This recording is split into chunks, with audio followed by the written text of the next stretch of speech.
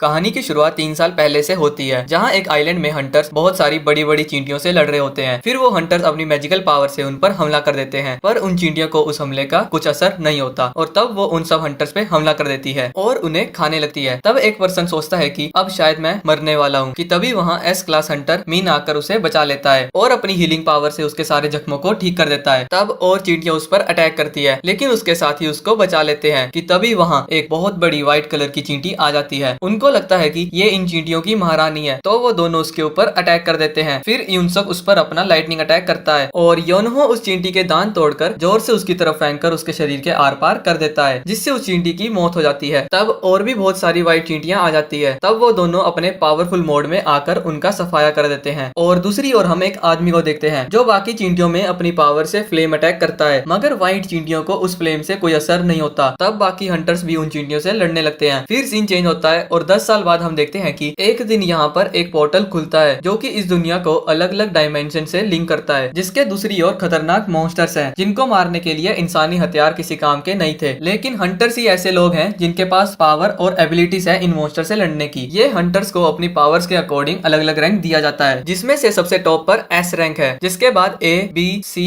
D और सबसे last में ई रैंक। और जब एक हंटर्स की पावर जाग जाती है तो वो चाहे जितना मर्जी कोशिश कर ले, पर वो अपनी एबिलिटीज को आगे अपग्रेड नहीं कर सकता। फिर सीन प्रेजेंट में चेंज होता है और किम और पार्क आपस में बात कर रहे होते हैं कि तभी हमारा मेन कैरेक्टर जिनवू वहाँ आ जाता है और सभी वहाँ उसका हालचाल पूछ रहे होते हैं। तब पार्क पूछता है ये कौन है, सब इसका हालचाल क्यों पूछ रहे हैं, क्या ये कोई बड़ा हंटर है। तब किम बोलता है कि ये बहुत ही ज्यादा वीक हंटर है और ये किसी ई लेवल के पोर्टल से टकरा कर भी चोट खा सकता है, और अगर ये यहाँ आया है इसका मतलब ये मिशन काफी इजी होने वाला है। तब जूही जो जिनवू की दोस्त है वो भी वहाँ आ जाती है और जिनवू को लगी चोटों के बारे में पूछती है। जिनवू बताता है कि उसको ये चोट एक छोटे ई लेवल के डंजन से मिली है। वो जिनवू को अपनी चोटों का ध्यान रखने को बोलती है। अब जिनवू दोबारा उस पोर्टल में जाने वाला होता है कि इस बार उनकी टीम का लीडर सोंग चियुल होता है। तब सारे उस पोर्टल के अंदर चले जाते हैं। तब जिनवू सोच रहा होता है कि उसके पास बस एक चाकू ही है जिसमें एक भी पावर्स नहीं है। फिर वो भी उस पोर्टल में चला जाता है। तब यहाँ एक पर्सन प्रेसिडेंट गो से गवर्नमेंट के साथ हुई मीटिंग के बारे में पूछता है। तब वो बताते हैं कि वो बस हमेशा से एक ही चीज कहते आ रहे हैं कि डंजन्स को खत्म करो और रिसोर्सेज सप्लाई करो। दरअसल जब भी कोई बीस्ट मारा जाता है तो उसके अंदर से ये एसेंस स्टोन मिलता है जो कि काफी कीमती है। तभी हम देखते हैं कि जिनवू को एक स्टोन मिलता है और वो कुछ हो ही रहा होता है कि उस पे एक मॉन्स्टर अटैक कर देता है, जिससे उसके चाकू पर क्रैक आ जाता है। तब जिनवू भी उस पे हमला कर देता है, लेकिन उसका ब्लेड टूट जाता है कि तभी वो मॉन्स्टर उसके पेट में तलवार घोंप देता है, पर पार्क आकर उसको बचा लेता है और जूही को जिनवू को हील करने के लिए कहता है। तब हम देखते हैं कि बाकी सब उन मॉन्स्टर से बड़ी बहादुरी से सामना कर रहे होते हैं। तब यहाँ प्रेसिडेंट गो कहते हैं जो मैजिक जेम्स हम हाई रैंक बीस्ट से हासिल करते हैं उन्हें हम पावरफुल वेपन्स में कन्वर्ट कर लेते हैं ताकि हम ताकतवर मैजिकल बीस्ट को हरा सकें, पर उसके साथ हमें माना क्रिस्टल भी मिलते हैं और उन्हें भी हम वेपन्स के तौर पर यूज कर सकते हैं। वो मैजिक जेम्स इतने ताकतवर नहीं होते, पर यहाँ गवर्नमेंट उन्हें हाइड्रो विंड और जियोथर्मल पावर की तरह यूज करना चाहती है और वो तभी ही कर पाएंगे जब हंटर्स उन बीस्ट को मारेंगे, इसलिए हंटर्स बहुत इंपॉर्टेंट है। तब यहाँ हंटर्स उन डंजन के बॉस को हरा देते हैं। तब जूही जिनवू से कहती है तुम हंटर क्यों बनना चाहते हो, देखना तुम्हें एक दिन इससे जरूर कुछ हो जाएगा, तुम्हें इस बार बहुत गहरी चोट लगी है। और दूसरी ओर सभी हंटर्स मैजिक जेम्स और मोना क्रिस्टल को इकट्ठा कर रहे होते हैं। तब जिनवू सोचता है कि आखिर ये सब खत्म हो ही गया, पर इन सब से मुझे बस एक ई क्लास जेम ही हासिल हुआ, क्या मैं इसके लिए अपनी जिंदगी खतरे में डाल रहा था। और तभी उन्हें एक केव दिखाई देती है। तब एक पर्सन कहता है क्या ये एक डबल डंजन है, मैंने इसके बारे में काफी कुछ सुना है। तब चियुल कहता है हमें इस बारे में हंटर एसोसिएशन को बताना चाहिए और उनके ऑर्डर का वेट करना चाहिए। तब किम बोलता है जो हंटर्स हमारे बाद आएंगे हम सारी चीजें उनके लिए छोड़ दें। तब पार्क कहता है ये बस एक डी रैंक डंजन है तो इसलिए हमें आगे बढ़ते रहना चाहिए। तब चियुल कहता है मैं तुम्हारी बात से सहमत हूँ, पर क्या पता इसके आगे हमारे लिए बहुत ही बड़ा खतरा भी हो सकता है, तो चलो फिर वोट करते हैं। तब हम देखते हैं कि वोट जाने और ना जाने के बीच में टाई हो जाता है और आखिरी वोट जिनवू का ही रहता है। तब जिनवू सोचता है कि मैं जानता हूँ ये डी रैंक डंजन मेरे लिए काफी मुश्किल है और मेरे पापा के चले जाने के बाद मैं ही हूँ जो फैमिली में पैसे कमा रहा है। मेरी माँ इस टाइम हॉस्पिटल में है और मेरी बहन को कॉलेज जाना है, तो उसके लिए मुझे पैसों की काफी ज्यादा जरूरत है। और तब वो अंदर जाने के फेवर में वोट करता है। तब हम देखते हैं कि एक जगह पर एक ब्लैक क्रिस्टल की वजह से सभी हंटर्स को उनकी पावर्स के अकॉर्डिंग रैंक में बांटा जा रहा होता है और बाहर अलग अलग एजेंसीज उन हंटर्स को हायर करने के लिए उनको कन्विंस कर रही होती है। तब यहाँ एक पर्सन कोई को बताता है कि हमारे साथ एक बी रैंक और 2 सी रैंक हंटर्स काम करने को तैयार हो गए हैं। तब कोई कहता है तुम्हें कोई भी हंटर जो टैलेंटेड लगे उसे बिना कुछ सोचे समझे रिक्रूट कर लो, पर मुझे लगता नहीं कि हमें चाह जैसी कोई हंटर मिलेगी। तब हम देखते हैं कोई दो लोग एक लेडी का पर्स लेकर भाग जाते हैं, पर तभी वहाँ चा आ जाती है और उन चोरों से वो पर्स ले लेती है। तब सारे लोग उसको पहचान लेते हैं कि वो एक एस रैंक हंटर है। फिर वो वहाँ से चली जाती है और यहाँ हम देखते हैं कि सभी लोग केव के अंदर जा रहे होते हैं। तब एक पर्सन कहता है बॉस के मरने के बाद ये पोर्टल 1 घंटे में बंद हो जाते हैं और हम पिछले 40 मिनट से चल रहे हैं, तो इसलिए हमारे पास सिर्फ 20 मिनट ही बाकी है। तब जिनवू जूही से माफी मांगता है, मेरे वोट की वजह से तुम्हें भी यहाँ अंदर आना पड़ा, क्या तुम ठीक हो? क्या कोई इस हालत में ठीक कैसे हो सकता है? अगर उसने थोड़ा ऊपर अटैक किया होता तो तुम मर चुके होते। मैंने बड़ी मुश्किल से तुम्हें हील किया है और अगर तुम दिल से माफी मांग रहे हो तो तुम्हें मुझे डेट पे लेके जाना होगा। तब जिनवू हैरान हो जाता है, क्या तुम मेरे साथ खाना भी नहीं खा सकते? लेकिन तभी वो चेंबर के पास पहुंच जाते हैं। तब किम बोलता है, हम इतना आगे आए हैं तो स्टोन्स लेकर ही आते हैं, क्यों ना हम सभी इकट्ठे अंदर जाएं और इकट्ठे बाहर आएं। दूसरी ओर हंटर एसोसिएशन के प्रेसिडेंट गो कहते हैं, आप सभी का यहाँ स्वागत है। आप में से कुछ लोग फ्यूचर में हंटर्स बनेंगे और कुछ ऐसे ही घर चले जाएंगे। ये पोर्टल इस दुनिया में 10 साल से भी पहले एग्जिस्ट कर रहे हैं और एक हंटर बनना मतलब अपनी जान को जोखिम में डालने वाला काम है। चाहे आपने काफी सारे मिशन किए हुए हो, पर फिर भी आपको सावधान रहना चाहिए। और यहाँ वो सभी लोग उस दरवाजे को खोल देते हैं। तभी उनके एंटर होते ही सभी मशालें जलने लगती है। तब एक पर्सन कहता है, इस तरह के डंजन में तो हम पहली बार आए हैं और आखिरकार यहाँ पर ये किस तरह का स्टैचू है? तब जिनवू कहता है, यहाँ पर ये वाला जो स्टैचू है ये सबसे बहुत बड़ा है। तब सॉन्ग को एक मैजिकल सर्कल दिखाई देता है और वहाँ कुछ लोग उसको वो एंशिएंट लैंग्वेज पढ़ने को बुलाते हैं। तब सॉन्ग उसको पढ़ते हुए बोलता है, the commandment of the Cartinan temple. पहला रूल है ईश्वर की पूजा करना, दूसरा ईश्वर की तारीफ करना, तीसरा ईश्वर पर विश्वास रखना, और जो लोग इन बातों को नहीं मानेंगे वो इस जगह से जिंदा बाहर नहीं जा पाएंगे। तब जूही जिनवू से कहती है, वहाँ उस तरफ देखो, वो बड़ी स्टैचू हमारी तरफ देख रही थी। ये तुम क्या कह रही हो? मुझे लगता है तुम्हें कोई वहम हुआ है। और तभी हम देखते हैं उस रूम का दरवाजा बंद हो जाता है। क्या अब हम यहाँ पर फंस चुके हैं? तब एक पर्सन कहता है, मैं तभी यहाँ नहीं आना चाहता था। ऐसा इसलिए हो रहा है क्योंकि तुम सभी ने इस डंजन को कुछ ज्यादा आसान समझ लिया। हमें तो यहाँ पर आना ही नहीं चाहिए था। मैं यहाँ से वापस जा रहा हूँ और तुम सारे जेम्स और स्टोन को आपस में बांट लेना। और तभी हम देखते हैं जैसे ही वो उस दरवाजे को हाथ लगाता है, उस दरवाजे का पहरेदार उसको मार देता है, जिससे देखकर सभी लोग डर जाते हैं। तभी जिनवू पूछता है, जो अभी अभी मरा उसका रैंक क्या था? पर इससे तो कोई फर्क नहीं पड़ता, वो मेरे जैसे ई रैंक हंटर से तो ताकतवर ही होगा। और फिर भी वो पलक झपकते ही मारा गया। ये डी रैंक डंजन जैसा नहीं लग रहा। यहाँ पर ऐसे मैजिकल बीस्ट नहीं होने चाहिए थे। तब सॉन्ग कहता है, अगर ये स्टैचू यहाँ से मूव हो सकता है तो इसका मतलब बाकी भी कर सकते हैं। तब जिनवू उस बड़े वाले स्टैचू की आंखों की तरफ देखने लगता है और हम देखते हैं उसकी आंखें अचानक से उसे देखने लगती है। तब जिनवू बताता है कि मैं पहले भी जिंदगी और मौत की सिचुएशन में फंसा हूँ। मैं अपने पहले ही मिशन में अपनी टीम से अलग हो गया था। मुझ पर एक ई रैंक बीस्ट ने हमला कर दिया था, जिसकी वजह से मैं काफी हफ्तों तक हॉस्पिटलाइज रहा था। एक बार तो मैं एक भूल भुलैया में फंस गया था, जहाँ पर मुझे काफी टाइम तक खाना भी नहीं मिला। मेरे लिए लो लेवल डंजन भी जिंदगी और मौत के समान है। हंटर्स मैजिक जेम्स के कमाए हुए पैसों को एडवांस वेपन को खरीदने में यूज करते हैं, ताकि वो और भी ज्यादा स्ट्रॉन्ग मैजिकल बीस्ट को हरा सके और हायर रिवॉर्ड इकट्ठा हो सके। पर मेरे पास तो बस एक छोटा सा चाकू है और अगर ये भी टूट गया तो मुझे बीच से खाली हाथ ही लड़ना पड़ेगा और मुझे इन डेंजरस डंजन्स में आना ही पड़ेगा, क्योंकि मुझे पैसों की सख्त जरूरत है। तो मैं उन सभी डंजन्स में उनकी कमजोरियां ढूंढता हूँ, इसलिए मैं उनको बहुत ही ध्यान से ऑब्जर्व करता हूँ। कि तभी वो सबको झुकने को बोलता है और हम देखते हैं कि स्टैचू की आंखों से आग निकलने लगती है, जो एक आदमी को जलाकर मार देती है और सभी लोग ये देखकर डर जाते हैं और उन्हें कुछ समझ नहीं आ रहा होता। तब जिनवू डर के मारे सोचता है, आखिर ये क्या हो रहा है? हम लोग यहाँ पर कैद हो चुके हैं और यहाँ से बाहर जाने का भी कोई रास्ता नहीं है, तो क्या इसका मतलब अब मैं यहाँ मरने वाला हूँ? और बाकी सब भी काफी डरे होते हैं। तब सॉन्ग बोलता है, कोई भी अपनी जगह से मत हिलना, वरना ये स्टैचू फिर से अटैक करेगा। और जूही काफी डरी हुई होती है। तब सॉन्ग जिनवू को बोलता है, अगर तुमने स्टैचू की मूवमेंट को नोटिस नहीं किया होता तो हम अब तक मारे जा चुके होते। तब जिनवू उसके हाथ को देखता है जो कि कटा होता है, फिर वो उसके हाथ में पट्टी बांधता है। पर सॉन्ग बोलता है, मुझे जूही को हील करने को बोलना चाहिए था, पर वो काफी डरी हुई थी, इसलिए बी रैंक के होने के बावजूद भी जूही को छोटे रैंक मिशन में ही भेजा जाता है। और मैं खुद भी बी रैंक मिशन में जा चुका हूँ और अपने एक्सपीरियंस से बता सकता हूँ कि उनके सामने जो मुसीबत है वो एस रैंक जितनी पावरफुल है। कैप्टन को अब स्टैचू पर लिखे नियम याद आते हैं और जो भी लोग उन नियमों का पालन नहीं करेंगे वो जिंदा बाहर नहीं जा पाएंगे। तब जिनवू समझ आता है कि ये बड़े वाला स्टैचू ही गॉड होगा। दूसरी तरफ हम एक लड़की सॉन्ग यी को देखते हैं, जिसने हाल ही में हंटर एसोसिएशन को ज्वाइन किया था और ये लड़की जिनवू की सिस्टर जीना की दोस्त है और दोनों एक ही स्कूल में पढ़ते हैं। सॉन्ग यी जीना से पूछती है कि उसका भाई भी एक हंटर है ना, जिस पर जीना बताती है, हाँ, पर वो बस एक ई रैंक का हंटर है और हमेशा घायल होकर ही वापस आता है। ये सुनकर सॉन्ग यी कहती है, अगर वो उसकी जगह होती तो ऐसा कभी नहीं होता। इधर कैप्टन और जिनवू सोच ही रहे थे कि उन्हें आगे क्या करना चाहिए। तभी उनमें से एक हंटर चिल्लाकर बोलता है, वो यहाँ नहीं मरने वाला। उससे पूरा यकीन था कि अपनी फास्ट स्पीड से उस स्टैचू के अटैक करने से पहले ही निकल जाएगा। तब ये हंटर काफी तेजी से वहाँ से भागने की कोशिश कोशिश करता है, पर वो स्टैचू पलक झपकते ही उस हंटर को जलाकर राख कर देता है। ये देखकर सभी समझ आते हैं कि ये स्टैचू चाहे तो उन्हें कभी भी मार सकता है, वो इन्हें चींटी की तरह मसल सकता है। अगर ऐसा है तो उसने अभी तक सबको मारा क्यों नहीं। तब जिन्हू को उस पत्थर पर लिखे नियम याद आते हैं। तब वो समझ आता है कि ये नियम इस टेम्पल के हैं। जिन्हू अब खड़ा होता है और उस स्टैचू के सामने अपना सर झुका लेता है, जिससे वो स्टैचू जिन्हू को नहीं मारता। जिन्हू बाकी सबसे कहता है कि वो स्टैचू के सामने अपना सर झुका ले, जब तक उनके सर नीचे हैं वो स्टैचू उन्हें नहीं मारेगा। और गॉड की पूजा करने का मतलब भी यही है। सभी लोग जिन्हू की बात मानकर सर झुका लेते हैं। ये देख गॉड स्टैचू खुश होता है और स्माइल करने लगता है। ये देख सभी लोगों को लगता है कि अब उन्हें कुछ नहीं होगा और वो उठकर खड़े हो जाते हैं। लेकिन गॉड स्टैचू भी अपने सिंहासन से उठकर खड़ा हो जाता है और इन लोगों को कुचलने के लिए इनकी ओर बढ़ने लगता है। तब जिन्हू बोलता है, हमें दूसरा नियम भी पूरा करना होगा, यानी गॉड की जय जयकार करना। तब एक हंटर आगे आकर कहता है, मुझे गॉड की पूजा करना आता है, और वो वहीं बैठकर पूजा शुरू करने लगता है। लेकिन ये सही वर्ड्स नहीं थे, तो गॉड उस हंटर को अपने पैरों के नीचे कुचल देता है। इसके बाद वो एक लड़की को भी कुचल के मार देता है। सभी लोग अपनी जान बचाकर इधर उधर भागने लगते हैं। पार्क यहाँ बिल्कुल भी नहीं मरना चाहता था, क्योंकि उसकी फैमिली बाहर उसका इंतजार कर रही है। वो भागकर कोने में चला जाता है, पर वहाँ खड़ा स्टैचू पार्क को बीच से काट देता है। जिन्हू को समझ नहीं आ रहा होता कि वो किस चीज की जय जयकार करे, क्योंकि ये गॉड तो एक शैतान के जैसा लगता है। लेकिन वो हार नहीं मान सकता। वो आसपास कुछ क्लूज ढूंढने लगता है और नोटिस करता है कि कोने में जो स्टैचू खड़े हैं उनके हाथ में किसी न किसी तरह के हथियार हैं। कुछ स्टैचू ऐसे हैं जिनके हाथ में हथियार की जगह म्यूजिकल इंस्ट्रूमेंट है। जिन्हू कहता है, सभी इंस्ट्रूमेंट वाले स्टैचू के नीचे चलो। कैप्टन ऐसा ही करता है और उस स्टैचू के पास कोई हथियार नहीं होता तो वो किसी को नहीं मारती और म्यूजिक बजाने लगती है। किम भी ऐसा ही करता है, जिससे वो सुरक्षित हो जाता है। जिन्हू जूही को लेकर ड्रम वाले स्टैचू के नीचे जाता है, पर वो कोई रिएक्ट नहीं करता। मतलब एक स्टैचू के नीचे एक ही इंसान खड़ा हो सकता है। तब जिन्हू जूही को छोड़कर वहाँ से भागने लगता है। गॉड स्टैचू से बचने के चक्कर में जिन्हू गलत स्टैचू के नीचे जाकर खड़ा हो जाता है, जो कि उसे बुरी तरह घायल कर देता है। पर जिन्हू रेंगते हुए उस इंस्ट्रूमेंट वाले स्टैचू तक पहुंच ही जाता है और वो भी म्यूजिक बजाने लगता है। सबका म्यूजिक सुनकर गॉड वापिस अपने सिंहासन में बैठ जाता है। शायद गॉड की जय जयकार करने का मतलब यही था। अब जूही जिन्हू के पास आती है और देखती है कि जिन्हू की एक टांग कट चुकी है। फिर वो अपनी हीलिंग पावर से जिन्हू की टांग को ठीक करने लगती है, पर इससे उसके ही शरीर को नुकसान होने लगता है। मिस्टर किम इन सबका जिम्मेदार कैप्टन को बताता है, क्योंकि वो ही उन्हें अंदर लेकर आया, जबकि इन सब ने वोट से फैसला किया था। फिर भी कैप्टन अपनी गलती मानकर जिम्मेदारी उठाने को तैयार था। ये सभी लोग जब बहस कर ही रहे थे, तभी टेम्पल के बीच में एक प्लेटफॉर्म बन जाता है। जिन्हू पहचान लेता है कि ये एक ऑल्टर है, जिसमें गॉड को किसी जिंदा चीज की बलि दी जाती है। तीसरा नियम यानी गॉड पर यकीन करो का यही है, यानी इसमें किसी को बलि देनी होगी। किम अब कैप्टन के गले में तलवार रखकर उसको बलि देने को बोलता है और उसने ही जिम्मेदारी उठाने को बोला था। कैप्टन किम की बात मानकर ऑल्टर की तरफ जाने लगता है। जिन्हू जानता था कि इनमें सिर्फ कैप्टन की गलती नहीं है, उन सब ने यहाँ आने के लिए वोट किया था। जैसे ही कैप्टन ऑल्टर के पास पहुँचता है, वहाँ एक आग चलने लगती है। कैप्टन को समझ नहीं आता कि अब वो क्या करे। जिन्हू कहता है वो ऑल्टर को करीब से देखना चाहता है। दो हंटर जिन्हू को लेकर ऑल्टर के पास जाते हैं, जिससे वहाँ 3 जगह और आग जल जाती है। जिन्हू कैप्टन से पूछता है कि अगर वो यही इंतजार करे तो क्या कोई उन्हें बचाने आएगा, जिसमें कैप्टन बताता है कि इस पोर्टल को खुले हुए 7 दिन हो गए हैं, तो अब शायद ही कोई उन्हें रेस्क्यू करने आएगा। और वैसे भी 7 दिनों के बाद ये पोर्टल पूरी तरह से खुल जाते हैं, जिससे सभी मॉन्स्टर्स गेट से इंसानी दुनिया में आ सकते हैं। इसलिए हंटर्स को 7 दिन के अंदर डंजन बॉस को मार के पोर्टल को बंद करना होता है। तो अगर ये लोग यहाँ हारे तो ये गॉड स्टैचू भी इंसानी दुनिया में जा सकेगा। दूसरी तरफ जिन्हू की बहन जीना हॉस्पिटल में जाती है और अपनी मम्मी से ढेर सारी बातें करती है, पर उसकी मम्मी कोई जवाब नहीं देती, क्योंकि वो कोमा में है। जिन्हू बाकी सबको भी ऑल्टर के पास आने को बोलता है और सभी के लिए एक एक आग जल जाती है। इनके पीछे एक ब्लू कलर की आग भी जलती है और टेम्पल का दरवाजा खुल जाता है। अब ब्लू वाली आग टाइम के साथ धीरे धीरे बुझने लगती है और टेम्पल के सभी गार्ड्स इन लोगों की तरफ बढ़ने लगते हैं। जिन्हू नोटिस करता है वो जिस भी स्टैचू की ओर देखता है वो हिलना बंद कर देता है। जिन्हू सबसे कहता है कि वो इन स्टैचू पर नजरें गड़ाए रखें, जिससे वो अपनी जगह पर रुक जाएंगे। सभी लोग ऐसा ही करते हैं, पर एक लड़की बहुत ज्यादा डर गई थी, तो वो तेजी से उस दरवाजे की तरफ भागती है और वहाँ से सही सलामत निकल जाती है। लेकिन उसके जाते ही उसकी आग बुझ जाती है और दरवाजा थोड़ा सा बंद होता है। जिन्हू को समझ नहीं आता कि ये दरवाजा एक चाल है या वो सच में बाहर निकल सकते हैं। शायद इस नियम से गॉड के लिए उनकी वफादारी देखी जाती है। अब एक और हंटर जिन्हू को छोड़कर वहाँ से भाग निकलता है। अब बस यहाँ पर 4 लोग ही बचे हैं। जिन्हू उनको हिलने से मना करता है। शायद ब्लू फ्लेम एक टाइमर की तरह है, जिसके पूरे बुझने के बाद हो सकता है इन सबको जाने दिया जाए। किम बोलता है इसका उल्टा भी तो हो सकता है कि टाइमर खत्म होते ही दरवाजा वापिस से बंद हो जाए। किम को नहीं लगता था कि जिन्हू के जैसा कमजोर हंटर उनके इतना काम आएगा। वो उसका शुक्रिया करता है, लेकिन उसकी भी फैमिली है और वो मरना नहीं चाहता। वो जिन्हू से माफी मांगता है और किम भी वहाँ से भाग जाता है। अब सिर्फ 3 लोग ही बचे थे। जिन्हू रोने लगता है, लेकिन वो हार मानने को तैयार नहीं था। अब कैप्टन कहता है जिन्हू और जूही यहाँ से चले जाए, वो खुद यहाँ रुककर अपनी बलि देगा और उसे अपने से यंग बच्चों को जरूर बचाना चाहिए। वो जूही से कहता है वो जिन्वू को लेकर यहाँ से चली जाए, लेकिन तभी जूही के पैर काम करना बंद कर देते हैं क्योंकि उसने अपनी पावर्स कुछ ज्यादा ही यूज कर ली थी। जिन्वू अब कैप्टन से कहता है वो जूही को लेकर यहाँ से चला जाए, मेरा तो पैर कट चुका है तो मैं वैसे भी नहीं चल पाऊंगा। जूही भी यहीं रुकने को बोलती है। जिन्वू अब जूही को अपना मैजिक जेम देते हुए कहता है कि साथ में डिनर करने का वादा तो पूरा नहीं कर पाया, लेकिन जूही इसे बेचकर अपने लिए कुछ खाने को खरीद सकती है। जब जिन्वू बाहर आएगा तब वो जूही से बाकी पैसे ले लेगा। अब कैप्टन तुरंत एक चौक मार के जूही को बेहोश कर देता है और उसे लेकर वहाँ से निकल जाता है। अब सिर्फ जिन्वू ही बचा था जो यहाँ मरने वाला था। उसके पास एक तलवार पड़ी थी जिससे वो इन स्टैचू से लड़ने की कोशिश करता है, लेकिन इतने बड़े स्टैचूज के सामने जिन्वू कुछ नहीं कर सकता था। वो उसे तलवार से इधर उधर फेंकने लगते हैं और उसका एक हाथ भी कट जाता है। तब जिन्वू रोते हुए सोचता है कि वो भी स्ट्रॉन्ग बनना चाहता है लेकिन नहीं बन सका। उसके बावजूद वो अभी तक जिंदा बचा हुआ है। सभी लोग मतलबी होते हैं, बस अपने बारे में ही सोचते हैं। जिन्वू की भी फैमिली है जो कि उसका इंतजार कर रही है, पर वो ही अकेला यहाँ पर मरने वाला है। तब वो स्टैचू जिन्वू को उठाकर ऑल्टर में फेंक देता है और वो अपनी तलवार को उठाता है। जिन्वू अभी भी बोल रहा होता है कि वो मरना नहीं चाहता, काश उसे एक और चांस मिलता। इसके साथ ही ब्लू फ्लेम भी बुझ जाती है और अचानक ही हमें एक नोटिफिकेशन स्क्रीन दिखने लगती है जिसमें लिखा था कि आप प्लेयर बनने के लिए क्वालिफाई हो गए हैं। आपका दिल 0.02 सेकंड में धड़कना बंद कर देगा। अगर आप ऐसा नहीं चाहते तो प्लेयर बनने के लिए हाँ करें। इसके बाद यस वाली बटन क्लिक हो जाती है। फिर 3 दिन बाद जिन्वू को होश आता है। तब वो नोटिस करता है कि उसका हाथ और पैर वापिस से उग चुके हैं और उसके सारे जख्म भी गायब हो चुके हैं। जिन्वू को लगता है कि वो कोई सपना देख रहा था और तभी हंटर एसोसिएशन से 2 लोग उससे मिलने आते हैं और वो अपने आप को इनुकाई और शुन के नाम से इंट्रोड्यूस करते हैं। वो जिन्वू को बताते हैं कि वो 3 दिन से बेहोश था। ये सुनकर जिन्वू थोड़ा सरप्राइज होता है और वो सॉन्ग और जूही के बारे में पूछता है। इनुकाई उसको बताता है कि वो दोनों ठीक हैं, पर यहाँ पर मिस्टर सॉन्ग ने अपना एक हाथ खो दिया है। हो सकता है कि अब वो रिटायर भी हो जाएं और जूही की मानसिक हालत बहुत खराब है, इसके लिए उसकी साइकोलॉजिकल ट्रीटमेंट भी चल रही है और हो सकता है कि शायद वो हंटर का काम करना भी छोड़ दे। इसके बाद इनुकाई ये भी बताता है कि उस टेम्पल से बस 6 लोग ही बाहर निकल पाए थे। हंटर्स की जॉब हमेशा खतरे में तो रहती है, पर ऐसी घटनाएं बहुत रेयरली देखी जाती है। और जैसे ही इस हादसे के बारे में इनुकाई को पता लगा था, वो व्हाइट टाइगर गिल्ड मेंबर के साथ वहाँ पर जाता है, लेकिन वहाँ पहुँचते ही उन्हें बस जिन्वू ही मिलता है। वो ये भी बताता है कि उन सबको ना ही वहाँ कोई टेम्पल मिला ना ही कोई स्टैचू। ये सुनने के बाद जिन्वू कहता है ऐसा कैसे हो सकता है। इस पर इनुकाई बोलता है कि अगर वहाँ पर उन्हें कोई भी डेड बॉडीज नहीं मिलती तब वो इस बात को झूठ मान सकता था। फिर वो जिन्वू से एक सवाल पूछता है कि जिन्वू क्या तुमने रीअवेकनिंग एक्सपीरियंस करी है। इनुकाई की ये बात सुनकर जिन्वू को कुछ समझ नहीं आता। जिन्वू यहाँ ये सोचता है कि हंटर्स की एबिलिटी उनकी लाइफ में कभी भी चेंज नहीं होती है, लेकिन तब भी कुछ ऐसे हंटर्स होते हैं जो सेकंड अवेकनिंग को एक्सपीरियंस कर सकते हैं और ऐसा करके वो एक एस रैंक या ए रैंक के हंटर्स भी बन सकते हैं। इसके बाद इनुकाई जिन्वू के सामने एक मैजिक डिटेक्टर लाकर रख देता है और जिन्वू को उसके ऊपर हाथ रखने को कहता है। इनुकाई को ऐसा लग रहा है कि जिन्वू की सेकंड अवेकनिंग हुई है, इसलिए वो जिंदा बच पाया। लेकिन जिन्वू जैसे ही उस मैजिक पावर डिटेक्टर पर अपना हाथ रखता है उसका स्कोर 10 आता है। जिन्वू यहाँ पर बहुत ज्यादा खुश होकर इनुकाई से पूछता है अगर उसकी सेकंड अवेकनिंग हुई है तो उसकी रैंक क्या है, लेकिन अभी जिन्वू का स्कोर बहुत कम है। तो इनुकाई उसे कुछ नहीं बताता और उससे माफी मांगकर बाहर चला जाता है। बाहर जाकर शुन इनुकाई से बात करते हुए कहता है एक ई रैंक के हंटर का स्कोर भी 70 रहता है। ये लड़का एक आम इंसान है। कमरे के अंदर बैठा हुआ जिन्वू ये सोच रहा है आखिर ये लोग क्या करने आए थे। इन लोगों ने तो बस मुझे फालतू में ही एक्साइटेड कर दिया। पर अभी भी यहाँ पर जिन्वू को वो स्क्रीन दिखाई दे रही है। तब जिन्वू ये सोचता है कि उन लोगों को ये स्क्रीन दिखाई नहीं दी क्या, लेकिन इसी के साथ जिन्वू को डंजन वाली बातें भी याद आने लगती है। पर तभी वहाँ जिन्वू की बहन जिना यहाँ पर आ जाती है और आने के साथ ही वो जिन्वू के ऊपर चिल्लाने लगती है। जिना उससे ये कहती है कि तुम ही हमेशा मार खा के क्यों आते हो। लेकिन ये सारी बातें सुनने के बाद जिन्वू स्माइल करता है। इसके बाद वो जिना से कहता है क्या तुम्हें ये स्क्रीन दिखाई दे रही है। जिना उससे कहती है तुम कौन सी स्क्रीन की बात कर रहे हो। तब जिन्वू उससे पूछता है कि किसी गेम के अंदर अनरीड मैसेज को रीड कैसे करे। तब वो उसको बताती है कि अनरीड मैसेजेस को पढ़ने के लिए सिंपली उस मैसेज बॉक्स के ऊपर क्लिक कर दो। और ये कहने के बाद जिना उस रूम से बाहर चली जाती है और उस रूम के बाहर सॉन्ग भी उसका वेट कर रही थी। रूम में बैठा जिन्वू गेम के सारे नोटिफिकेशन को पढ़ रहा होता है, जैसे कि ये कोई सिस्टम है। ये प्लेयर की डेवलपमेंट के लिए बनाया गया है और अगर प्लेयर सिस्टम के रूल को फॉलो नहीं करता तो उसके ऊपर पेनल्टी भी हो सकती है, लेकिन अगर वो रूल्स को फॉलो करता है तो उसको रिवॉर्ड्स भी मिलेंगे। जिन्वू यहाँ पर ये सारी की सारी बातें पढ़ता है पर उसको एक भी चीज समझ नहीं आती। लेकिन फिर भी वहाँ जिन्वू एक डेली क्वेस्ट को कंफर्म कर देता है, जहाँ उसको दिखता है कि इस क्वेस्ट के अंदर उसको 100 सिटअप्स मारने हैं, 100 पुशअप्स मारने हैं, 100 स्क्वाट्स और 10 किलोमीटर भागना है। अगर वो इस टास्क को कंप्लीट करने में फेल हो जाता है तो उसको एक पेनल्टी लगेगी। लेकिन यहाँ जिन्वू हॉस्पिटलाइज्ड है और ये सब उसके लिए एक मजाक है, तो उसको ये सब करने की जरूरत नहीं है। इसके बाद अगले सीन में इनुकाई को दिखाया जाता है जो प्रेसिडेंट से फोन में बात करते हुए कहता है उस लड़के की कोई भी अवेकनिंग नहीं हुई है। इस पर प्रेसिडेंट कहता है, अच्छा ऐसी बात है, वैसे हम लकी हैं कि इस बार कोई डंजन ब्रेक नहीं हुआ था, लेकिन डंजन में हुआ इंसिडेंट अभी भी एक मिस्ट्री है। इसके बाद प्रेसिडेंट इनुकाई को इस केस को स्पेशल फाइल के अंदर डालने को कहता है। अगला सीन होता है गिल्ड मास्टर कोई के ऑफिस का, जहाँ पर वो चा को एक बी रैंक मिशन पर एज अ इंस्ट्रक्टर भेजना चाहते हैं, जिस पर चा कहती है ऐसा क्यों। कोई बताता है कि ये मिशन हमें ज्वाइन करने वाले लोगों के लिए एक टेस्ट मिशन होने वाला है। इस पर चा कहती है कि उसको एज अ इंस्ट्रक्टर खुद के ऊपर डाउट है। इस पर कोई उसे कहता है तुम्हें कुछ भी नहीं करना, जैसे तुम नॉर्मली फाइट करती हो बस वही करना है, जिससे बाकी लोग तुम्हें एज अ एग्जांपल देख पाए। मिस्टर कोई उसे बताता है कि हंटर गिल्ड पूरे हंटर के टॉप 5 गिल्ड में से एक है, लेकिन इंटरनेशनल में कोई की गिल्ड की औकात कुछ भी नहीं, इसलिए कोई चाहता है कि उसके हंटर ज्यादा से ज्यादा कामयाब हो। फिर सीन चेंज होता है और रोड के बीचों बीच एक डंजन का गेट खुलता है, जो कि बिल्कुल नया होता है। इस गेट को देखकर सभी लोग ये सोच रहे होते हैं कि हंटर्स कब आएंगे। तभी हमें यहाँ पर अगले सीन में दिखाया जाता है कि जिन्वू अपने बेड के ऊपर आराम से सो रहा है और यहाँ पर स्क्रीन के ऊपर एक नोटिफिकेशन आती है जिसमें ये लिखा होता है कि उसका डेली क्वेस्ट फेल हो चुका है। इसके बाद एक अर्थक्वेक आता है जिसकी वजह से जिन्वू अपने बेड से गिर जाता है और जैसे ही वो गिरता है वो देखता है कि वो एक रेगिस्तान में है और ये चीज देखने के बाद वो बहुत ज्यादा चौंक जाता है। जिन्वू को ये सारी चीजें एक सपना लग रही थी, लेकिन तभी उसके पीछे एक बहुत ही बड़ा सा मॉन्स्टर आ जाता है। ये मॉन्स्टर इस रेगिस्तान का सबसे बड़ा सेंटीपीड है, जिससे जिन्वू को 4 घंटे तक सर्वाइव करना है और यही जिन्वू की पहली पेनल्टी है। इसके बाद अगले सीन में जब जिन्वू की नर्स आकर उसको देखती है तब जिन्वू अपने बेड के ऊपर नहीं होता। दूसरी तरफ जिन्वू रेगिस्तान में सेंटीपीड से बचकर भाग रहा होता है, पर उसने किसी तरह 2 घंटे तक सर्वाइव कर लिया है और दूसरी ओर नर्सिस जिन्वू को पूरे हॉस्पिटल में ढूंढ रही होती है, लेकिन उनको जिन्वू कहीं भी नहीं मिल रहा होता। इसके बाद फिर से सीन चेंज होता है जिन्वू की तरफ। यहाँ पर जिन्वू को बस 10 सेकंड तक सर्वाइव करना है, जिसके बाद उसका सर्वाइवल कंप्लीट हो जाएगा। लेकिन तभी सेंटीपीड उस पर अटैक कर देता है, पर किसी तरह जिन्वू उससे बच जाता है और वापस अपनी नॉर्मल दुनिया में आ जाता है। इसके बाद नोटिफिकेशन आती है जिसमें लिखा होता है पेनल्टी क्वेस्ट कंप्लीट हुई और उसके साथ उसको रिवॉर्ड एक्सेप्ट करने का नोटिफिकेशन भी आता है। पर जिन्वू इतना थक गया होता है कि वो बेहोश हो जाता है और अगले दिन सुबह वो अपनी बहन से फोन में बात कर रहा होता है। जिन्वू जीना को अपना हालचाल दे रहा होता है। फिर सीन चेंज होता है और हम जूही को देखते हैं जिसको मिशन के लिए बुलाया जा रहा है। जूही को बताया जाता है कि हैबजंग नाम की जगह में एक डी रैंक का गेट ओपन हो चुका है और बाकी के जो गिल्ड्स हैं वो थोड़े बिजी हैं, इसलिए उन्हें अभी जूही की जरूरत है। पर जूही यहाँ पर माफी मांगते हुए मना कर देती है, लेकिन कॉल में बात कर रहा आदमी उसको बताता है कि जिन्वू को होश आ चुका है। ये सुनकर जूही खुश हो जाती है और फिर वो जिन्वू से मिलने के लिए हॉस्पिटल जाती है, लेकिन जूही देखती है कि जिन्वू नीचे ग्राउंड में रनिंग कर रहा है और जूही के बगल में 2 नर्सेस बात कर रही होती हैं कि ये जो हंटर्स होते हैं ये आम इंसानों के मुकाबले ज्यादा जल्दी हील होते हैं, लेकिन जिन्वू कुछ ज्यादा ही मेहनत कर रहा है खुद को अच्छी शेप में लाने के लिए। उन नर्सेस की बात सुनकर जूही वहाँ से चली जाती है। आगे हम देखते हैं कि जिन्वू के सारे टास्क कंप्लीट हो चुके हैं जो उसने पहले मिस कर दिए थे और यहाँ पर जिन्वू को भरोसा हो गया है कि जो स्क्रीन उसको दिख रही है वो जिन्वू की इमेजिनेशन नहीं बल्कि रियल है। जिन्वू यहाँ पर यह बताता है कि जब भी वो किसी क्वेस्ट को पूरा करता है तब उसको 3 टाइप के रिवॉर्ड्स मिलते हैं। पहला है फुल रिकवरी, जिससे उसकी एक्सरसाइज से थकी हुई पूरी बॉडी हील हो जाती है। फिर दूसरा रिवॉर्ड है पॉइंट और वो इन पॉइंट्स का यूज करके किसी भी एबिलिटी को बढ़ा सकता है, चाहे वो स्ट्रेंथ हो, एगिलिटी हो, स्पीड हो या कुछ भी हो। यहाँ जिन्वू जैसे ही इन एबिलिटीज को अपग्रेड करता रहेगा वैसे वैसे वो और भी पावरफुल बनता रहेगा। जिन्वू बैठे बैठे यहाँ ये सोच रहा है कि इन सब चीजों के आने के बाद उसकी जिंदगी पूरी तरह चेंज हो चुकी है। जिन्वू अकेले में बैठ के ये सारी बकैती करता है कि आसपास के लोग उसको पागल समझते हैं। फिर सीन चेंज होता है उसके रूम में जहाँ उसका फाइनल रिवॉर्ड है ये रैंडम लूट बॉक्स। जैसे ही वो अपना पहला लूट बॉक्स खोलता है उसको एक चाबी मिलती है जिसकी हेल्प से वो किसी भी डंजन के अंदर टेलीपोर्ट कर सकता है। फिर सीन चेंज होता है और न्यूज रिपोर्ट में बता रहे होते हैं कि अलग अलग जगहों में कई सारे पोर्टल्स खुल रहे हैं और जिन्वू अपनी मम्मी के सामने बैठा हुआ है। तब हम 4 साल पहले के फ्लैशबैक में जाते हैं जहाँ जिन्वू की मम्मी एक दिन अचानक से बेहोश हो जाती है। डॉक्टर जिन्वू को बताते हैं कि उनकी मम्मी को इंटरनल स्लीप डिजीज जिसे फाइनल रेस्ट भी कहते हैं वो हो रखी है और ये बीमारी तब से लोगों के अंदर पाई जा रही है जब से गेट ओपन होना शुरू हुए हैं, लेकिन ये बीमारी किसी 10,000 में से किसी एक को ही होती है। लेकिन जिन्वू की मम्मी को खाली लाइफ सपोर्ट में ही रखा जा सकता है। जिन्वू अपनी मम्मी के लिए सबसे पहले मजदूरी का काम करता है, लेकिन उसके बाद वो हंटर एसोसिएशन को ज्वाइन कर लेता है। ये सारी बातें वो जीना को बताता है। तब जीना उसको बोलती है ये काम बहुत मुश्किल है और तब जिन्वू को एक और फ्लैशबैक याद आता है जब वो मिशन पर बहुत ही ज्यादा यूजलेस हुआ करता था, इसलिए जिन्वू प्रेजेंट में अपने पॉइंट को स्ट्रेंथ बढ़ाने के लिए यूज करता है। फिर सीन चेंज होता है जहाँ जिन्वू उस पोर्टल में जाने के लिए तैयार है। जिन्वू यहाँ पर उस चाबी का यूज करते हुए उस गेट को ओपन करता है और यहाँ पर उसकी स्क्रीन में एक नोटिफिकेशन आता है जिस पर यह लिखा हुआ होता है कि वो एक इंस्टेंस डंजन के अंदर एंटर कर चुका है। इसके बाद वो गेट भी बंद हो जाता है जहाँ जिन्वू ने एंट्री ली थी, लेकिन यहाँ एक ट्विस्ट होता है कि जिन्वू के बगल से एक लड़की नॉर्मली पास करती है। जिन्वू यहाँ समझ आता है कि उसके आसपास यहाँ एक डायमेंशन बन चुका है और वो यहाँ से बाहर निकलने की सोचता है, लेकिन तभी उसको एक और नोटिफिकेशन आती है जिसमें यह लिखा होता है कि वो डंजन को एग्जिट नहीं कर सकता। अगर उसे बाहर निकलना है तो उसको डंजन बॉस को हराना होगा या फिर टेलीपोर्टेशन स्टोन का यूज करना होगा। जिन्वू सोचता है कि ये काम उसके लिए बहुत मुश्किल होने वाला है, पर फिर भी वो उस डंजन के अंदर चला जाता है और आते ही उसके सामने 3 गोब्लिन्स आ जाते हैं। वो तीनों गोब्लिन जिन्वू के ऊपर हमला करते हैं, लेकिन जिन्वू उनके सारे अटैक को डॉज कर लेता है। लेकिन एक गोब्लिन लगभग जिन्वू को मारने वाला ही होता है, पर जिन्वू उसको ही मार देता है और बाकी बचे हुए गोब्लिन्स को भी मार देता है। तब जिन्वू को रियलाइज होता है कि वो थोड़ा बहुत स्ट्रॉन्ग हो गया है, पर तभी उसके पीछे एक वुल्फ आता है जो जिन्वू पर अटैक कर देता है और वो वुल्फ गोब्लिन से भी ज्यादा स्ट्रॉन्ग होता है। तब वो जिन्वू पर बहुत तेजी से अटैक करता है। जिन्वू उस अटैक से बच जाता है और देखता है कि वो अपनी बॉडी को पहले से ज्यादा हल्का महसूस कर रहा है। तब वो वुल्फ फिर से उस पर हमला कर देता है। तब जिन्वू सोचता है मुझे ये सेकंड लाइफ बड़ी मुश्किल से मिली है, मैं डर की वजह से ये खराब नहीं करना चाहता, मैं यहाँ नहीं मरने वाला, और उस वुल्फ के एक जोरदार मुक्का मारता है जिससे वो वुल्फ दूर जाकर गिरता है। तब जिन्वू सोचता है क्या मेरी स्ट्रेंथ बढ़ चुकी है, पर इसका अभी भी कोई फायदा नहीं है क्योंकि मेरी स्ट्रेंथ अभी भी इसके मुकाबले काफी कम है। और तब वो उस वुल्फ के ऊपर काफी सारे पंचेस मारता है, पर उस वुल्फ पर कोई असर नहीं हो रहा होता। तब जिन्वू उसके हमले से बचकर सोच रहा होता है आखिर मैं क्या करूं, मैं इससे अकेले नहीं हरा सकता, मेरे पास पानी और खाने के अलावा कुछ भी नहीं है, और अगर ये सब कुछ ऐसे ही चलता रहा तो मैं ज्यादा देर नहीं टिकने वाला, काश मेरे पास कोई हथियार होता। अरे रुको, मेरी इन्वेंट्री कहाँ है? और तब हम देखते हैं जिन्वू अपनी इन्वेंट्री में से एक तलवार निकालता है और तब वो वुल्फ जैसे ही उस पर हमला करता है वैसे ही जिन्वू उस वुल्फ के सर को काट देता है। तब जिन्वू सोचता है पता नहीं ये तलवार मेरी इन्वेंट्री में कैसे आ गई, क्योंकि मिस्टर किम ने कहा था कि उन्हें ये तलवार 30 लाख में मिली थी और मैं तो इसे अफोर्ड भी नहीं कर सकता, तो आखिरकार ये कहाँ से आई। और तब हम देखते हैं कि जिन्वू के जख्म भाप बनकर गायब हो जाते हैं और तभी वहाँ 2 और वुल्फ आ जाते हैं। तब जिन्वू कहता है जब तक मेरे पास तलवार है तब तक मुझे किसी से भी डरने की कोई जरूरत नहीं है, और हम देखते हैं वो तलवार जमीन में फंस चुकी होती है और वो वुल्फ उसकी तरफ बढ़ रहे होते हैं। तब जिन्वू अपनी पूरी ताकत से उस तलवार को बाहर निकालने में कामयाब हो जाता है और उन वुल्फ्स पर हमला कर देता है, पर एक वुल्फ उसकी तलवार को अपने मुंह में पकड़ लेता है। तब जिन्वू उसको एक लात मार के अपनी तलवार से उसके मुंह को काट देता है। तब जिन्वू कहता है अगर मैं ध्यान से सोचूं तो ये चीजें उस जगह से कम खतरनाक है, और तब हम देखते हैं एक वुल्फ डर के मारे वहाँ से भाग जाता है। तब जिन्वू अपने स्टेटस को देखने लगता है कि उसका लेवल थोड़ा बढ़ गया है, पर कभी डेली टास्क को परफॉर्म करते हुए ऐसा तो कभी नहीं हुआ। हो सकता है कि ये इस लड़ाई की वजह से है और मेरे जख्म भी अपने आप ही भर गए हैं, तो इसका मतलब जब मैं लेवल अप करता हूँ तब मेरी एबिलिटीज 1 पॉइंट से बढ़ जाती है। मुझे डेली टास्क पूरा करके 3 पॉइंट्स मिलते हैं, पर यहाँ मुझे 5 पॉइंट्स मिल रहे हैं। तब वो उस वुल्फ के पास जाकर देखता है कि उसको अब मैजिकल जेम्स नहीं मिल रहे, लेकिन उसका सिस्टम उसको अलग अलग आइटम जरूर दे रहा है। जिन्वू को लग रहा है कि ये मैजिकल बीस्ट और ये वाला डंजन बाकी सब डंजन से अलग है। इसके बाद जिन्वू के सिस्टम में एक शॉप खुलती है जहाँ से जिन्वू अभी कुछ भी नहीं खरीद सकता क्योंकि अभी उसका लेवल बहुत कम है, लेकिन वो आइटम्स को सोल्ड जरूर कर सकता है। इसलिए अभी जिन्वू को सिस्टम से जो आइटम मिला था जिन्वू उसको बेच देता है, जिसके बदले जिन्वू के सिस्टम में 20 गोल्ड कॉइन्स ऐड हो जाते हैं। जिन्वू एक्चुअल में नहीं जानता कि ये 20 गोल्ड कॉइन्स कैश में कितने होंगे, इसलिए जिन्वू यहाँ पर अपनी स्वॉर्ड को उठाता है और वो खुद से कहता है चाहे कुछ भी हो जाए मुझे इस डंजन के बॉस को मारना होगा या फिर टेलीपोर्टेशन स्टोन को ढूंढना पड़ेगा, और अगर उसने ये सब कुछ जल्दी नहीं करा तो उसको खाने की कमी पड़ सकती है। जिन्वू सोचता है कि वो डंजन के बॉस को नहीं हरा सकता क्योंकि उसका लेवल बहुत कम है, लेकिन जैसे ही जिन्वू अपने बगल में देखता है वहाँ पर बहुत सारे मॉन्स्टर आ जाते हैं। तब जिन्वू उनसे डरता नहीं है और उन सारे मॉन्स्टर पर अटैक करना शुरू करता है। तब वो 3-4 मॉन्स्टर को मार देता है और कहता है मैं इतनी आसानी से यहाँ नहीं मरने वाला। तभी उसको यहाँ पर फ्लैशबैक भी आने लगते हैं कि पहली बार वो कैसे मरा था, और इसके बाद जिन्वू स्माइल करता है और शुरू हो जाता है। जिन्वू यहाँ बिना डरे एक के बाद एक मॉन्स्टर को मारने जा रहा है, जिससे उसका लेवल अब भी बहुत तेजी से हो रहा है। जैसे ही जिन्वू उन सभी मॉन्स्टर को मार देता है तब उसको सिस्टम एक टाइटल देता है जो कि है वुल्फ असैसिन। लेकिन जिन्वू यहाँ पर एक और बात नोटिस करता है, जिन्वू की स्वॉर्ड थोड़ी और टूट रही है। तब ये देखकर वो समझ आता है कि उसको कोई भी वेपन क्यों ना मिल जाए, एंड में उसकी हालत ऐसी ही होने वाली है। उसके बाद सिस्टम उसको ये बताता है कि उसके पास 34 वुल्फ फैंग आ चुके हैं और फाइनली उसको टेलीपोर्टेशन स्टोन भी मिल चुका है। अब यहाँ पर जिन्वू ये बात सोचता है कि क्या उसको वापस घर चले जाना चाहिए क्योंकि उसके पास लेवल अप करने का बेटर चांस हो ही नहीं सकता, लेकिन यहाँ जिन्वू घर नहीं जाता और आगे चलता रहता है। तब हम देखते हैं कि जूही को हंटर एसोसिएशन की तरफ से एक कॉल आता है जिसमें उसे डंजन ब्रेक के बारे में बताया जाता है, और वो सोचती है क्या ये मेरी वजह से हुआ है क्योंकि मैंने उनके साथ जाने से मना कर दिया था। तब वो लोग उसे मदद के लिए उस डंजन के पास बुलाने लगते हैं। तब जूही जिन्वू को याद करके वहाँ जाने के लिए हाँ कर देती है। तब यहाँ जिन्वू डंजन्स के मॉन्स्टर को मारते हुए सोच रहा होता है जब भी मैं लेवल अप करता हूँ मेरी बाकी मैजिक बिस्ट के साथ लड़ाई आसान हो जाती है, और साथ ही जो मैजिक बिस्ट के ऊपर जो नाम होता है उसका कलर भी चेंज हो जाता है। जैसे कि उसका कलर वाइन हो तो इसका मतलब वो मुझसे कमजोर है, और अगर कलर ऑरेंज हो तो वो मेरे जितना ही ताकतवर होता है, और अगर कलर रेड हो तो वो मुझसे काफी ज्यादा ताकतवर होता है। पहले इन वुल्फ्स का नाम भी रेड कलर में था पर अब इनका नाम व्हाइट कलर में हो चुका है, तो इसका मतलब है कि मेरी ताकत अब बढ़ चुकी है। पर अभी भी मुझे विश्वास नहीं है कि मैं नीचे वाले मॉन्स्टर को हरा सकता हूँ। ये शायद मेरी इम्प्रूव्ड असैसिन की वजह से है, जिस वजह से मुझे ये पता चल रहा है कि जो मॉन्स्टर यहाँ नीचे है वो बहुत ज्यादा डरावना होने वाला है। अब तो मेरा लेवल भी नहीं बढ़ रहा, और तब हम देखते हैं जिन्वू नीचे की ओर बढ़ने लगता है, और जैसे ही जिन्वू नीचे पहुंचता है थोड़ी देर तक तो सिचुएशन शांत रहती है, लेकिन तभी अचानक से एक स्नेक मॉन्स्टर जिन्वू पर हमला कर देता है जिससे उसकी तलवार टूट जाती है है। तब जिन्वू सोचता है मैं चाहे 15th लेवल तक पहुंच चुका हूँ, पर फिर भी इस मॉन्स्टर का नाम ऑरेंज कलर में लिखा आ रहा है, तो इसका मतलब ये यहाँ का बॉस है। ये पूरी तरह से हार्ड स्किन से कवर्ड है, इसका मतलब मेरी ये स्वॉर्ड इसके खिलाफ यूजलेस है, पर मैं इसके साथ अपने हाथों से भी नहीं लड़ सकता। और तब हम देखते हैं वो मॉन्स्टर उस पर हमला कर देता है और जिन्वू अपनी टूटी हुई तलवार के साथ उसके साथ लड़ना शुरू करता है और सोचता है मुझे किसी भी तरह इसके डिफेंस को कमजोर करना होगा, पर आखिरकार मैं इसकी इतनी हार्ड स्किन को कैसे काटूंगा। और तब वो मॉन्स्टर उस पर हमला करके उसे पानी में फेंक देता है और उस पर दोबारा से हमला कर देता है, पर जिन्वू उसके हमले से बच जाता है और तब वो मॉन्स्टर उसको दूर फेंक के उसके ऊपर एक ट्रेन फेंक देता है। तब जिन्वू सोचता है मैंने सोचा था कि मैं थोड़ा ताकतवर हो चुका हूँ, पर मैं अभी भी बहुत कमजोर हूँ। आखिरकार मुझे इस मॉन्स्टर को हराने के लिए और कितना ताकतवर होना होगा। तब जिन्वू को मिस्टर सोंग की बात याद आती है, जिन्होंने उसे कहा था कि सभी लोग तुम्हें यहाँ का सबसे कमजोर हंटर कहते हैं, तो इसलिए तुम्हें बहुत ज्यादा हार्डवर्क करना होगा ताकि तुम उनका नजरिया चेंज कर सको। तब वो मॉन्स्टर फिर से जिन्वू पर हमला करता है और उसको पिलर में पटक कर उसके आर पार कर देता है। तब जिन्वू कहता है उन्होंने मुझे वो वाला नाम इसलिए दिया था क्योंकि मैं बहुत ज्यादा कमजोर था और मुझे हमेशा से ये फील होता था मैं यूजलेस हूँ। जिसके पास बहुत ज्यादा पावर होती है वो अनडिफीटेड रहता है और कमजोर को हमेशा कम आंका गया है, चाहे वो कमजोर, स्मार्ट या फिर नॉलेजेबल हो, पर वो एक स्ट्रॉन्ग के सामने कुछ भी नहीं है। इसी वजह से उन लोगों को धोखा दे दिया जाता है, तो इसलिए जेंटलनेस तो बिल्कुल बेकार है और अगर मुझे कुछ साबित करना है तो मुझे ताकतवर होना ही होगा। तब वो उस मॉन्स्टर के ऊपर चढ़ने लगता है, पर वो मॉन्स्टर उसको फिर से नीचे फेंक देता है। तब जिन्वू फिर से उठकर कहता है मैं ताकतवर बन के रहूंगा। तब वो मॉन्स्टर उस पर हमला कर देता है। तब जिन्वू उसको रोकते हुए सोचता है मैं इतनी जल्दी हार नहीं मान सकता क्योंकि उस चीज के सामने ये तो कुछ भी नहीं है और ये तो मुझे उसकी तरह डरा भी नहीं सकता। तब हम देखते हैं कि जिन्वू उस मॉन्स्टर के साथ लड़ने लगता है और उसे अपने हाथों से पकड़ लेता है और सोचता है मैंने अपनी सारी एबिलिटीज के पॉइंट स्ट्रेंथ में डाल दिए हैं, तो अब उसे यूज करने का टाइम आ चुका है और उस मॉन्स्टर को जोर से दबाने लगता है और कहता है मैं तुम्हें अब मारने वाला हूँ। और तब हम देखते हैं वो अपनी पूरी जान से उसका गला दबाता है, जिस वजह से उस मॉन्स्टर का खून निकलने लगता है और आखिर में वो मॉन्स्टर भी मारा जाता है। तब जिन्वू खुश होकर कहता है आखिरकार मैं आखिरी में थोड़ा ताकतवर हो ही गया। और तब हम देखते हैं जिन्वू को उस मॉन्स्टर के दांत से बना एक यार मिलता है जिसकी पावर पिछली स्वॉर्ड से दुगनी होती है और साथ में वो किसी को भी पैरालाइज्ड करके उसकी पावर को हर सेकंड 1% से कम कर सकती है और साथ में उसे एक ए रैंक पॉइजन भी मिलता है जिसे पीकर वो अपनी स्किन को 20% हार्ड भी कर सकता है, पर उसकी वजह से उसकी मसल 35% से डैमेज हो सकती है। और तब उसके सामने एक नोटिफिकेशन आती है जिसमें ये लिखा होता है कि आपने इस बॉस को हरा दिया है, जिस वजह से ये जगह दोबारा से नॉर्मल फॉर्म में कन्वर्ट हो जाएगी। और तब हम देखते हैं सब कुछ नॉर्मल हो जाता है और जिन्वू स्टेशन से बाहर आ जाता है जहाँ पर आसपास सब कुछ खाली हो चुका होता है। तब यहाँ एक ऑफिसर उसे घर जाने को कहता है ताकि वो सुरक्षित रहे, पर जैसे ही वो ऑफिसर जिन्वू की तलवार देखता है तब उसे एहसास होता है कि जिन्वू एक हंटर है। तब वो उसे साइड में लेकर जाने लगता है। तब जिन्वू सोचता है कि यहाँ पर कुछ हुआ है और तब वो तबाही को देखकर कहता है डंजन ब्रेक हो चुका है, तो क्या इसका मतलब सारे मॉन्स्टर बाहर आ चुके हैं। तब वो ऑफिसर कहता है उनमें से सारे मर चुके हैं, अब बस एक जाइंट मैजिक बीस्ट बच गया है। तब जिन्वू अपनी परसेप्शन को यूज करके फील करता है कि वो बड़ा सा मॉन्स्टर एक बॉस लेवल का होता है और बहुत सारे हंटर्स उस मॉन्स्टर को रोकने की कोशिश कर रहे होते हैं और तब एक हंटर उस मॉन्स्टर के हमले से सबको बचा रहा होता है और हीलर्स उसे हील कर रहे होते हैं। तब वो हंटर कहता है आखिरकार ये सारे फाइटर्स कर क्या रहे थे, अब तक तो हम इसे जरा सा भी कमजोर नहीं कर पाए हैं। तब एक फाइटर कहता है इस मॉन्स्टर का डिफेंस सच में बहुत ज्यादा ताकतवर है और हमारे पास तो ज्यादा मैजिक यूजर्स भी नहीं है। तब जिन्वू उनको पीछे से देख रहा होता है और कहता है इनमें 8 ई रैंक हंटर्स हैं और एक डी रैंक हंटर। तभी वो उन सभी में जूही को नोटिस करता है। जूही यहाँ हंटर्स को हील करने का सोचती है, पर उसका डर अभी भी नहीं गया है, इसलिए वो फुल फोकस के साथ हील नहीं कर पा रही है। जिन्वू उस मॉन्स्टर को देखकर बोलता है ये एक डी रैंक बॉस है और मैं इसको आराम से हरा सकता हूँ। जिसके बाद जिन्वू अपनी टूटी हुई तलवार उस मॉन्स्टर के मुंह पे दे मारता है। इस अटैक से मॉन्स्टर का डिफेंस ब्रेक हो जाता है, जिसे देख के बाकी के हंटर्स भी उस मॉन्स्टर पर अटैक करना शुरू कर देते हैं और एंड में वो सभी मिलकर फाइनली उस मॉन्स्टर को हरा देते हैं। पर तभी उन हंटर में से एक हंटर ये बात सोचता है कि आखिर इस बॉस का डिफेंस टूटा कैसे, इसलिए वो हंटर सोल्जर से पूछता है कि आखिर ये स्वॉर्ड किसने फेंकी थी, जिस पर वो सोल्जर उसे बताते हुए कहता है ये स्वॉर्ड उस हंटर ने फेंकी थी जो कि पीछे खड़ा है। वो हंटर जिन्वू को देखकर ये बात सोचने लगता है कि क्या ये हंटर हमसे ज्यादा ऊपर है। जिन्वू जाते जाते ये सोचता है कि मैंने ये एक्सपेक्ट नहीं किया था कि ये बॉस एक ही हिट में मर जाएगा। जूही भी यहाँ पर जिन्वू को नोटिस कर लेती है, लेकिन जिन्वू उसको बिना देखे ही वहाँ से चला जाता है। और इसी के साथ हमारा सोलो लेवलिंग का सीजन 1 का पार्ट 1 खत्म होता है।